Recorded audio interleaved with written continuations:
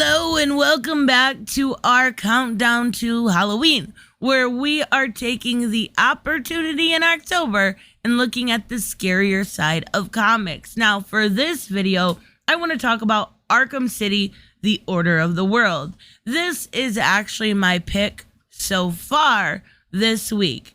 It is more psychological. We're going to talk to a new psychologist that survived A-Day, Joy Jocasta, and actually learn what it's like to be a psychologist, to be on crime scenes, and to understand the mind of maybe a psychopath.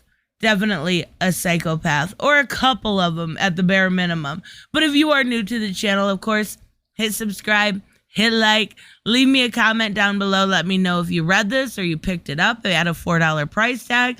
So it wasn't unreasonable at all, in my opinion. And for what you got, it was absolutely worth it. So let's take a look. Now, this is being done by Dan Waters. Fantastic work on other properties. I was really impressed at not only his work in this, but in other stuff that he has done recently. I believe it was Homesick Pilots and work on Lucifer, right?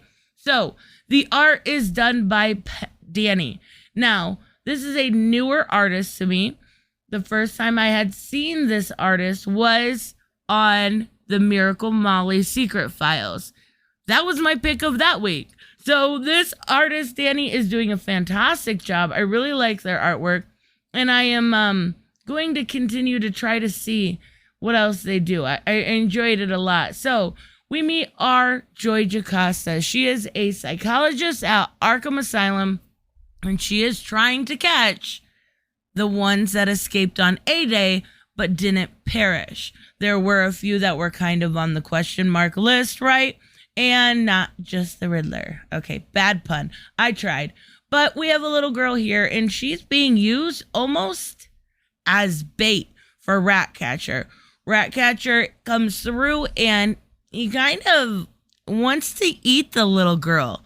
Yeah, I don't think that's a normal sentence, especially even for Ratcatcher, right? So they do end up catching him. When we meet the detective that she's working with, she's doing a lot of this narrative on what the media needs to know, what will spook the general audience that listens to the mainstream media, and she really tries to keep them away. We've seen that done a couple times. So we get to learn a little bit more about her and about her work. There is a lot in here I'm going to fly through simply because I want you to pick this up. Now, of course, this is a spoiler-filled video because I don't know how to do well without spoilers, but I absolutely love the way that this composition is. Now, Professor Pig is creepy. Not only creepy, but he is probably the creepiest Batman villain that there is out there. I don't like him, but I love him at the same time. So this composition was really well done, and I really do like the idea of Professor Pig, but I don't at the same time. Please make it make sense. So we see a bit of this idea that they are all running from a ghost, right? It's a ghost of Jeremiah Arkham, it might have been his father, actually, now that I think about it. The owner, right, of Arkham Asylum, the people that made it. But we can clearly tell, right, this isn't being put off as a surprise, considering the variant cover had Azrael right on it, and that's pretty clear what we're looking at. But we won't actually get to see Azrael in this issue. So we also see Double X, who has been chained up and rarely used. But we get Joy talking to the officer. And she's telling him how these people are sick. They're not necessarily criminals. Of course, they are criminals, but it is because of their mental issues. Like, they just want to be normal. And I really like how she uses Nocturna and Dr. Phosphorus. They go home.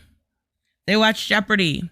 They even look through the walls. Nocturna, probably some sort of rights violation there, but even so, to make sure that their neighbors are okay. They buy a newspaper. They do everything that a normal person would. Now, this character, I believe, we're going to see him again. This is Ten-Eyed Man, Ten-Eyed Person, Ten-Eyed Man. Okay, my apologies, Ten-Eyed Man. So, creepy. Yeah, you shouldn't bend that way. Yeah, probably not. So he wants to do this ritual, but he needs a jaw. Okay, keep that in mind. These are escaped convicts, right? And he kind of haunts them and everything else. But we see another crime scene. Late at night, they go to another crime scene.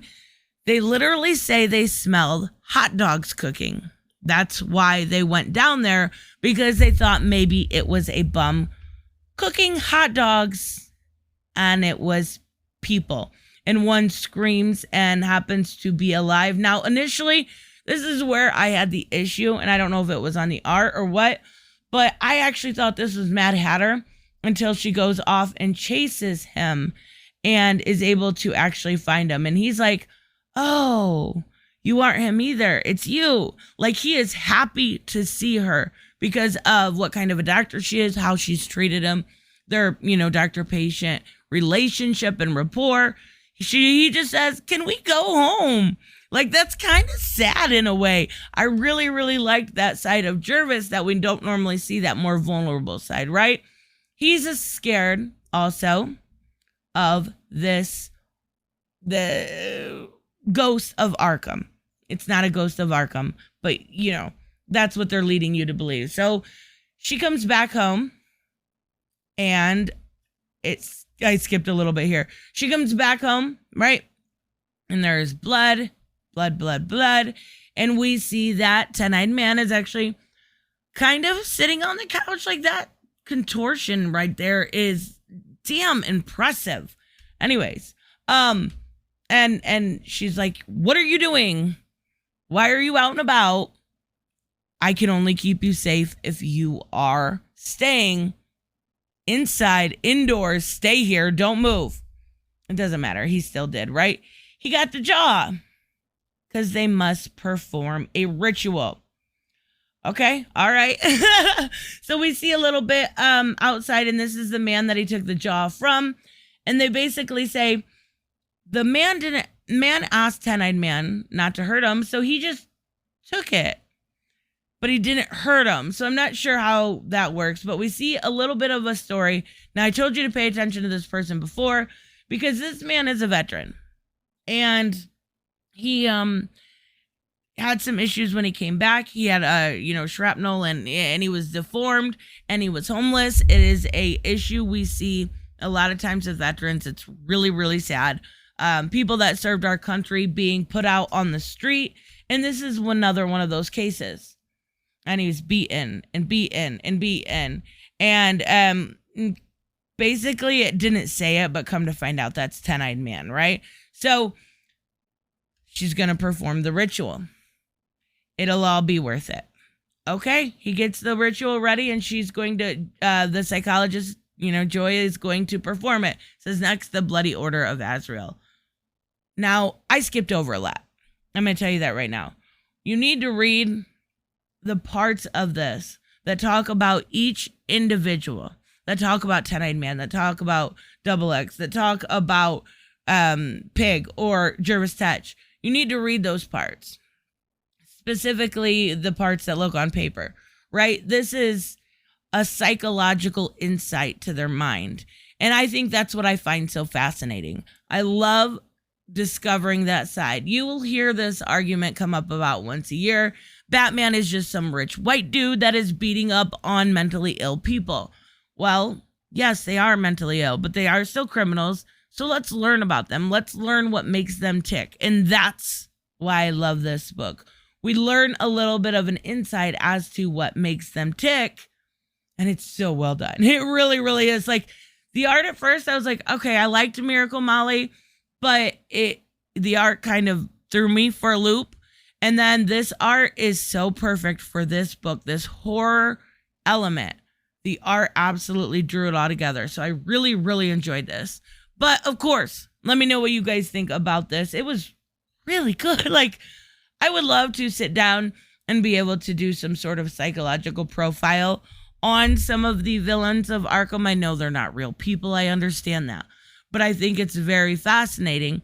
And I think that this is just the beginning as to what we're seeing. I know we're going to see Azrael, and he's going to be this figure that has to take them all out. But is she going to save them? Is she going to put herself in between, 10-eyed man and Azrael? Is she going to let him live? Is she going to die for them?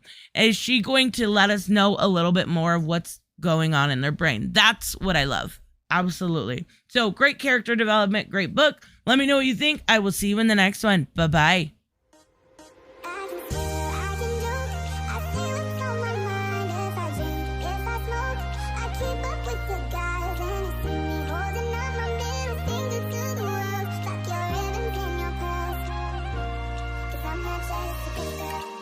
I'm more than just a picture. I'm a daughter.